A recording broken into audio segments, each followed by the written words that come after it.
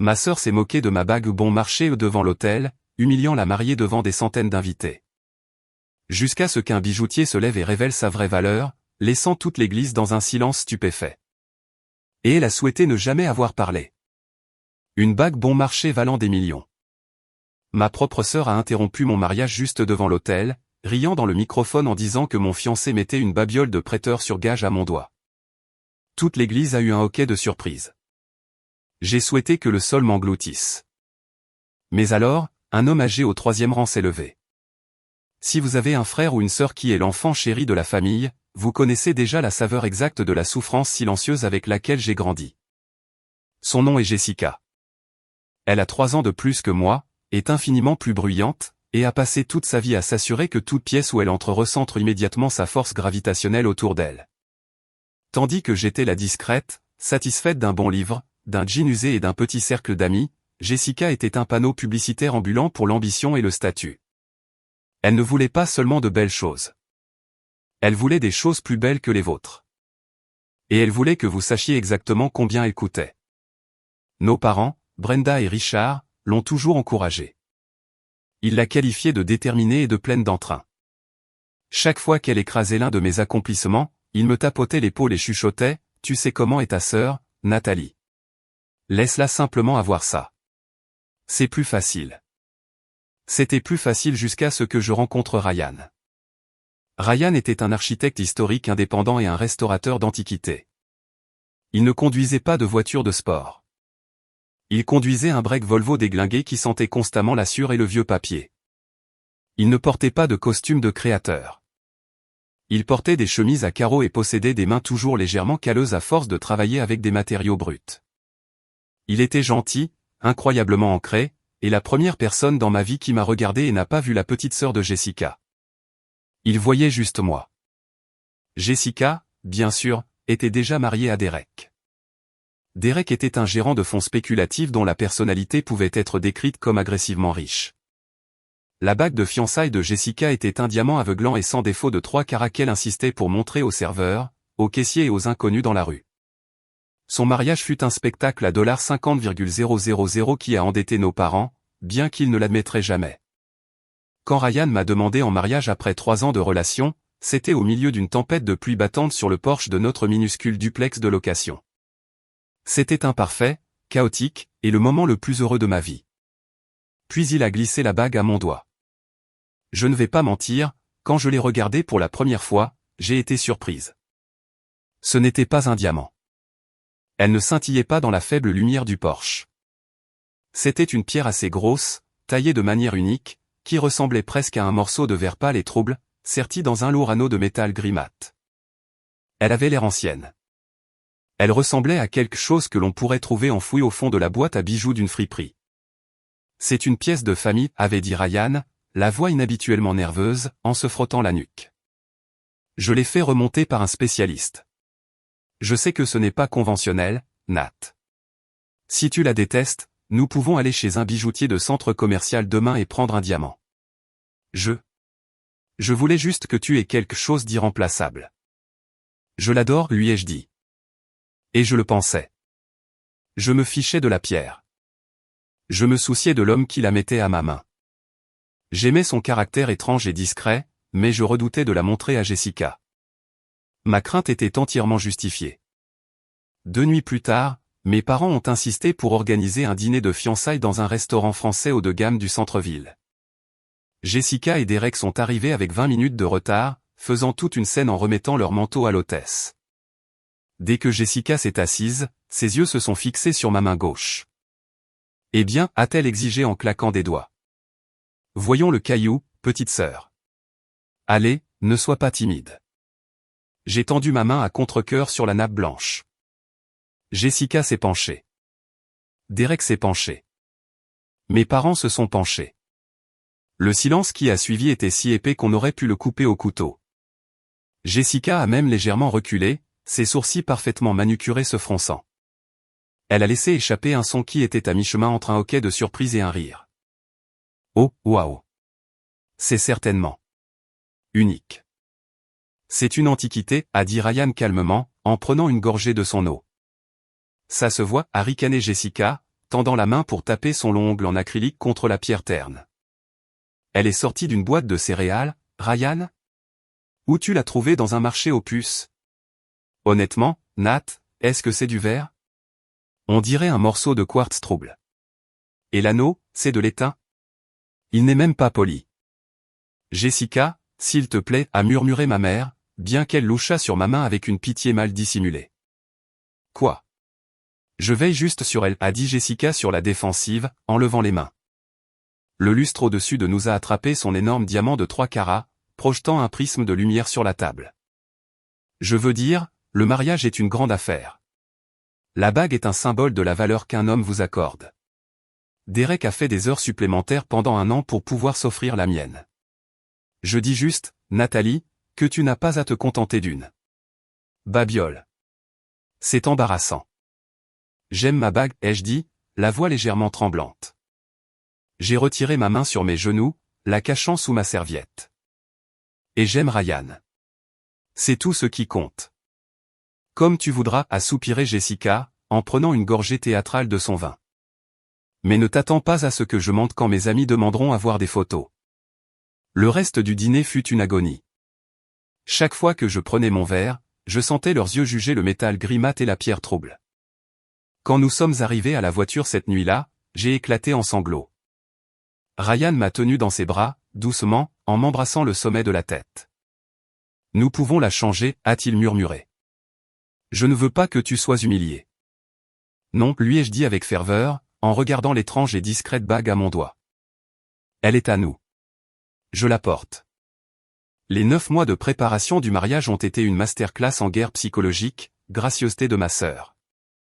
Parce que j'avais choisi ma meilleure amie Olivia comme demoiselle d'honneur, Jessica a piqué une crise légendaire jusqu'à ce que ma mère me fasse culpabiliser pour faire de Jessica la dame d'honneur. À partir de ce moment, sa mission fut de s'assurer que mon mariage ressemble à une version bas de gamme et pathétique du sien.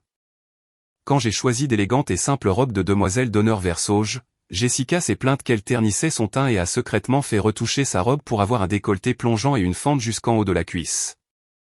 Lors de la dégustation du menu, elle a dit à voix haute au traiteur que le budget de Ryan devait être serré et a proposé de payer pour un supplément de homard de sa propre poche, juste pour que le chef sache à quel point elle était riche. Mais son couronnement a eu lieu le matin du mariage.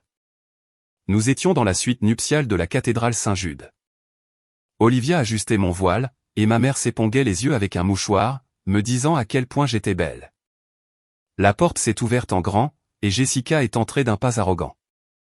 Regardez ce que Derek vient de m'offrir par surprise, a-t-elle glapi. Elle a brandi sa main gauche au centre de la pièce. Sur son annulaire, éclipsant sa bague de fiançailles déjà massive, se trouvait une toute nouvelle alliance d'éternité en diamant, spectaculaire et aveuglante. Un cadeau d'anniversaire anticipé, a-t-elle rayonné, en faisant tourner sa main pour que la lumière attrape chaque facette. Poids total de 5 carats, clarté VVS1. N'est-ce pas à tomber par terre? Je lui ai dit que c'était trop tard à accent grave l'œil pour aujourd'hui, mais il a insisté pour que je la porte. Olivia m'a lancé un regard de pure rage non dissimulé.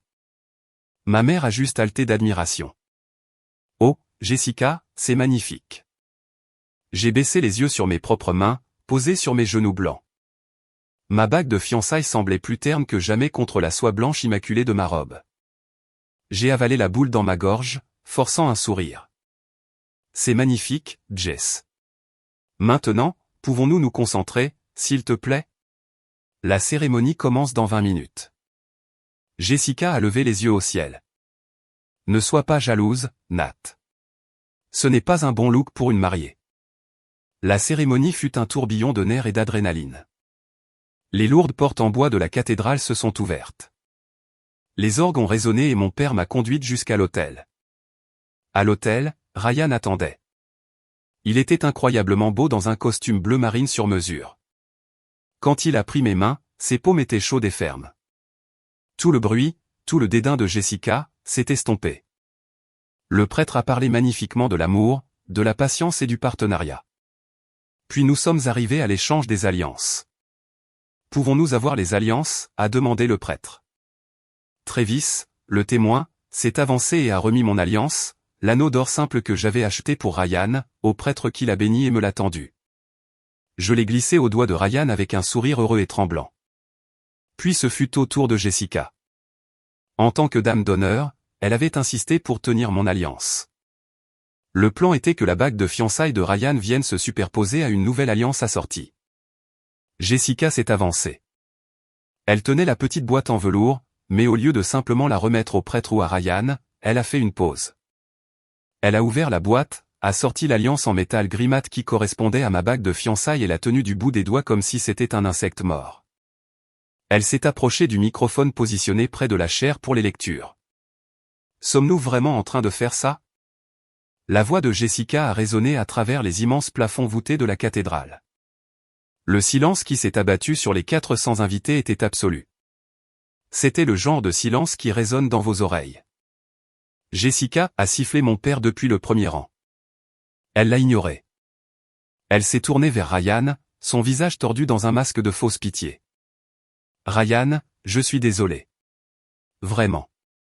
Je sais que tu as des difficultés financières et je sais que Nathalie est trop gentille pour dire quoi que ce soit, mais je suis sa grande sœur et je ne peux pas rester ici et te regarder mettre cette camelote à son doigt devant Dieu et toute notre famille. Un hoquet de surprise collectif a parcouru les bancs. J'ai senti tout le sang quitter mon visage. Mon cœur martelait violemment contre mes côtes. J'ai regardé Ryan. Sa mâchoire était si serrée qu'un muscle tressaillait dans sa joue. Jessica, arrête, ai-je murmuré, ma voix tremblante. Donne-lui la bague. Non, Nathalie, tu mérites mieux, a crié Jessica, jouant maintenant pour le public. Elle a levé sa propre main, exhibant le diamant de 5 carats que Derek lui avait donné ce matin. Voilà ce qu'un homme vous achète quand il vous respecte. Pas quelque chose qu'il a pêché dans le bac des bonnes affaires d'un prêteur sur gage. Elle s'est retournée vers le microphone. Regardez-la. Ce n'est même pas de l'argent véritable. Elle est ternie. Des larmes chaudes et rapides ont coulé sur mes joues. C'était le jour de mon mariage. Mon unique jour. Et elle l'avait détourné pour humilier l'homme que j'aimais devant tout le monde que nous connaissions. Donne-moi la bague, Jessica, a dit Ryan. Sa voix n'était pas en colère. Elle était dangereusement calme, basse et autoritaire. Je dis juste la vérité, s'est-elle moquée, bien qu'elle ait reculé d'un pas. Quelqu'un devait le dire. C'est bon marché, les. Excusez-moi. La voix ne venait pas de l'hôtel. Elle venait de l'assemblée. Toutes les têtes se sont tournées vers le troisième rang du côté de Ryan. Un homme plus âgé s'est levé. Il était impeccablement vêtu d'un costume 3 pièces anthracite sur mesure, s'appuyant légèrement sur une canne à pommeau d'argent. Il avait des cheveux d'argent, une moustache soigneusement taillée, et une aura d'autorité absolue et indiscutable. Je l'ai vaguement reconnu comme l'un des invités de Ryan, bien que je ne l'ai pas rencontré officiellement. Excusez-moi, jeune femme, a répété l'homme. Sa voix n'était pas amplifiée par un microphone, mais elle portait sans effort à travers la cathédrale, riche d'un léger accent européen. Je m'excuse d'interrompre un saint sacrement, mon père, mais en tant qu'homme qui a personnellement fabriqué et expertisé cette camelote, je trouve que je ne peux pas rester assis ici et écouter une ignorance aussi profonde. Jessica a cligné des yeux, complètement décontenancée. Qui diable êtes-vous? L'homme est sorti du banc et a commencé à marcher lentement, délibérément, vers l'autel. Mon nom est Albert Dupont, de Dupont et Fils, grand joaillier. Il y eut plusieurs murmures bruyants dans la foule. Même le mari de Jessica, Derek, s'est redressé sur le premier rang, les yeux écarquillés. Quiconque s'y connaissait un peu en joaillerie connaissait le nom Dupont. Ils n'avaient pas de magasin dans les centres commerciaux. Ils avaient des ateliers privés à Paris, Genève et New York. Ils créaient des pièces pour la royauté et les célébrités. Monsieur Dupont a atteint les marches de l'hôtel. Il n'a pas regardé Jessica. Il a regardé Ryan, lui adressant un signe de tête chaleureux et respectueux avant de se tourner vers moi et de s'incliner légèrement. Puis-je, a demandé Monsieur Dupont, tendant une main gantée de blanc vers Jessica. Jessica, semblant soudainement très petite, lui a tendu l'alliance grise et mate. Monsieur Dupont l'a soulevée, non pas du bout des doigts, mais avec une révérence qui a capté l'attention de toute la salle. L'ignorance, a dit Monsieur Dupont doucement, en se tournant pour faire face à l'assemblée, est une chose bruyante et laide. Elle regarde quelque chose d'extraordinaire et le qualifie de bon marché simplement parce qu'il ne brille pas de manière évidente et vulgaire. Monsieur Dupont a tourné ses yeux vifs et avisés vers ma sœur. Il a tenu mon alliance délicatement entre son pouce et son index, la soulevant pour que la lumière des vitraux attrape sa surface gris-mat. Vous avez appelé ce métal de l'étain, a commencé Monsieur Dupont, son ton dégoulinant du genre de condescendance raffinée que seul un maître artisan peut maîtriser. Et vous vous plaignez qu'il n'est pas poli. C'est parce que ce n'est ni de l'étain, ni de l'argent commercial, ni de l'or blanc. Cet anneau, ainsi que la bague de fiançailles actuellement au doigt de la mariée, est fabriqué à partir de platine pure non alliée, récupérée d'un galion espagnol du XVIIe siècle.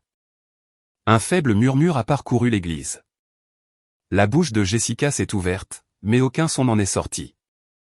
Ryan, a poursuivi Monsieur Dupont, en faisant un geste chaleureux vers mon fiancé, est l'un des architectes de restauration historique les plus respectés de la côte est. Lorsque l'équipe de récupération maritime a remonté les artefacts, c'est Ryan qui a restauré les chronomètres du navire. En guise de gratitude, on lui a offert un lingot brut de ce platine incroyablement rare et historiquement significatif. Il me l'a apporté à mon atelier privé à Genève. J'ai forgé cet anneau moi-même, à la main. Il a été laissé non poli à sa demande spécifique, pour honorer les siècles qu'il a passés au fond de l'océan. C'est un morceau d'histoire vivante. Jessica a dégluti difficilement, son visage suffisant se vidant de sa couleur. Eh bien, a-t-elle balbutié, croisant les bras sur la défensive. Ça n'explique pas la pierre. On dirait un morceau de verre de mer trouble. Elle ne brille même pas. Monsieur Dupont a laissé échapper un petit rire amusé qui a résonné plus fort qu'un cri. Il s'est approché de l'endroit où je me tenais, figé à l'autel, et a demandé gentiment ma main gauche. Tremblante, je la lui ai offerte. Ma chère, a-t-il dit, en tournant ma main pour que l'assemblée puisse voir la pierre inhabituelle. Pour un œil non averti, et clairement pour un œil profondément inculte, cela ne ressemble pas au diamant exposé dans les vitrines de votre centre commercial local. Il a jeté un regard foudroyant à la main de Jessica. Votre bague de 5 carats, jeune femme, est une taille brillant moderne. Elle est conçue pour réfracter un maximum de lumière. Elle est bruyante. Elle est commerciale. Et franchement, elle est pédestre. Vous pouvez en acheter une identique dans n'importe quelle grande ville du monde si vous avez une limite de crédit suffisamment élevée. Derek s'est agité inconfortablement au premier rang, tirant sur le col de son costume coûteux. Mes parents regardaient Monsieur Dupont en silence, stupéfaits. Mais cette pierre, a dit Monsieur Dupont, sa voix prenant un ton de révérence absolue. Ceci est un diamant de type 2A, de Golconde, extrait il y a plus de 300 ans dans la légendaire région de Golconde en Inde.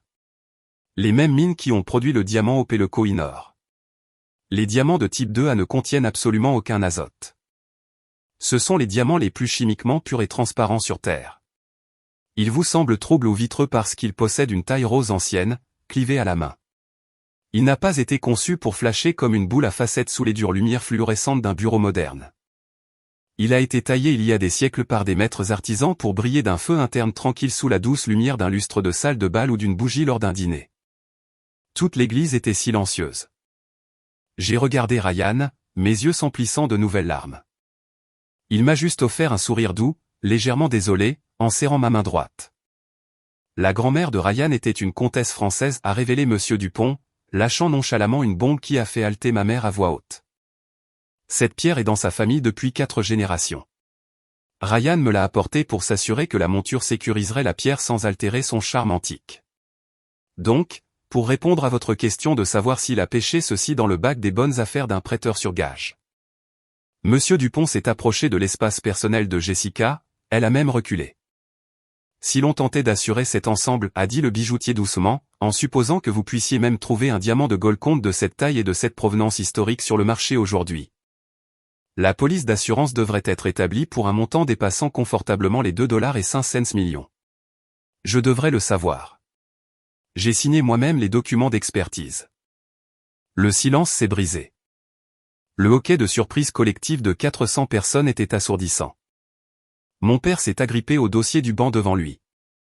Olivia, ma demoiselle d'honneur, a laissé échapper un rire aigu et victorieux qu'elle a rapidement tenté d'étouffer avec son bouquet. Jessica avait l'air d'avoir été physiquement frappée. Elle fixait la bague à mon doigt, la mâchoire pendante, son visage brûlant d'un rouge cramoisi violent. Elle a baissé les yeux sur sa propre main, sur les diamants bruyants et commerciaux qu'elle avait passé l'année dernière à utiliser pour me faire sentir petite. Soudain, ces 5 carats semblaient incroyablement bon marché. Maintenant, a dit Monsieur Dupont, tournant le dos à ma sœur comme si elle était complètement insignifiante. Il a tendu l'alliance en platine à Ryan. Je crois qu'il y a un mariage à terminer. Et Ryan, mon garçon, vous avez choisi une épouse dont la grâce surpasse même celle du Golconde. Ne la faites pas attendre.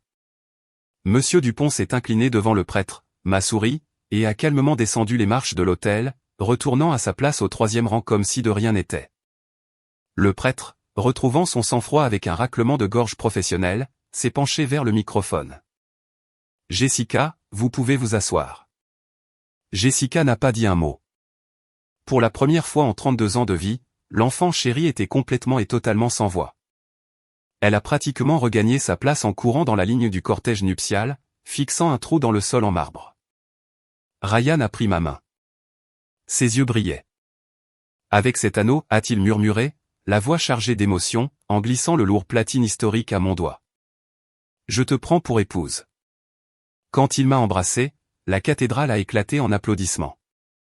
Ce n'étaient pas les applaudissements polis d'un mariage. C'étaient des acclamations rugissantes, triomphantes et remplies de larmes. La réception a eu lieu dans une serre botanique restaurée du 19e siècle, un lieu que Ryan avait minutieusement aidé à rénover des années auparavant. Elle était remplie de verdure luxuriante, de guirlandes lumineuses, et d'une atmosphère de joie pure et sans mélange. Je me sentais plus légère que je ne l'avais été depuis des années. L'ombre lourde et suffocante que ma sœur avait projetée sur toute ma vie s'était évaporée au moment où Monsieur Dupont avait parlé.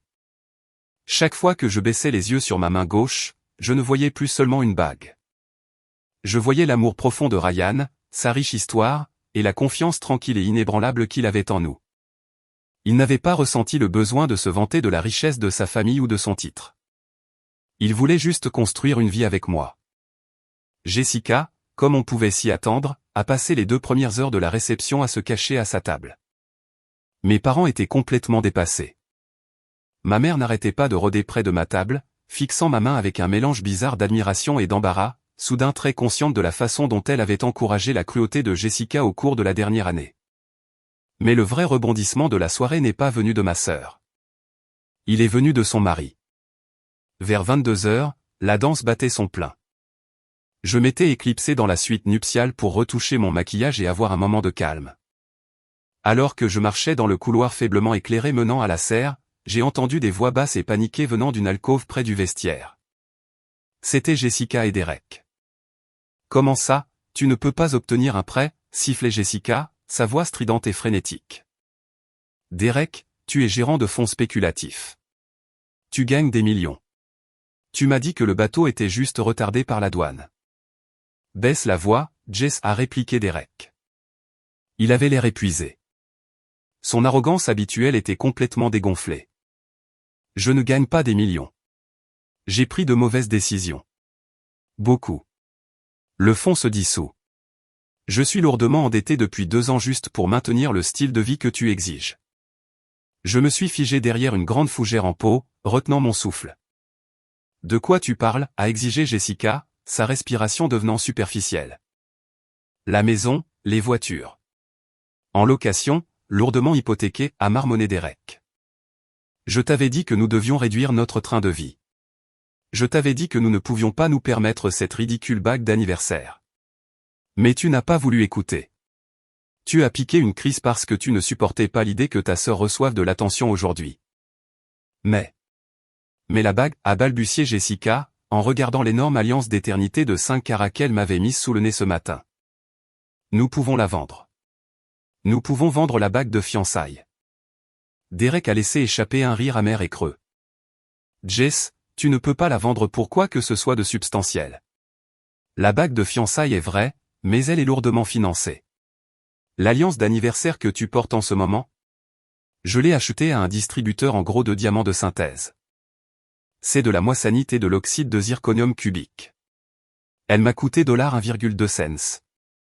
Un sanglot étouffé et horrifiant s'est échappé de la gorge de Jessica. Tu m'as menti. Elle est fausse. Je devais le faire, a rétorqué Derek. Si je ne t'achetais pas quelque chose de plus gros et de plus tape à accent grave-l'œil que ce que tu pensais que Ryan avait offert à Nathalie, tu aurais divorcé. Et honnêtement, vu ce que ce vieil homme à l'église vient de dire sur la bague de Nathalie, nous avons l'air de parfaits clowns. Nous sommes pratiquement en faillite, Jess. Je vais devoir déclarer une faillite selon le chapitre 11 d'ici la fin du mois. Je ne suis pas resté pour entendre le reste. Je me suis éclipsé discrètement, retournant vers la lumière chaude et éclatante de la serre. J'ai trouvé Ryan près du bar, riant avec Travis et Olivia. Quand il m'a vu, son visage s'est illuminé. Il m'a prise dans ses bras, m'embrassant le sommet de la tête. « Ça va ?» a-t-il demandé, remarquant mon air légèrement stupéfait. « Je vais parfaitement bien » ai-je dit, appuyant ma tête contre sa poitrine, écoutant le battement régulier et fiable de son cœur. J'ai regardé de l'autre côté de la piste de danse et j'ai vu Jessica sortir enfin du couloir. Elle avait l'air complètement brisée. L'enfant chérie arrogante et intouchable avait disparu, remplacée par une femme qui réalisait que toute sa vie était construite sur une fondation de dettes, de mensonges et d'ego fragiles. Elle a regardé ses énormes fausses bagues, puis a regardé vers moi. Pour la première fois de ma vie, je n'ai pas ressenti de colère envers elle. Je ne me suis pas senti inférieur. J'ai juste ressenti une pitié profonde et sincère. Elle avait passé sa vie à courir après des choses bruyantes et brillantes, désespérément avide que tout le monde connaisse sa valeur, pour finir avec rien qui ait une vraie valeur. J'ai levé ma main gauche et l'ai posée sur l'épaule de Ryan. Le platine antique était lourd et rassurant. Le diamant de Golconde trouble a capté la lueur chaude des guirlandes lumineuses au-dessus de nous, brillant de l'intérieur avec un feu tranquille, ancien et inébranlable. Nous n'avions pas besoin d'être bruyants pour avoir de la valeur. Nous avions juste besoin d'être vrais. Merci beaucoup d'avoir regardé mon histoire. Si vous avez apprécié ce récit dramatique d'un rebondissement le jour d'un mariage, de rivalité fraternelle et d'un héritage secret, veuillez cliquer sur le bouton j'aime.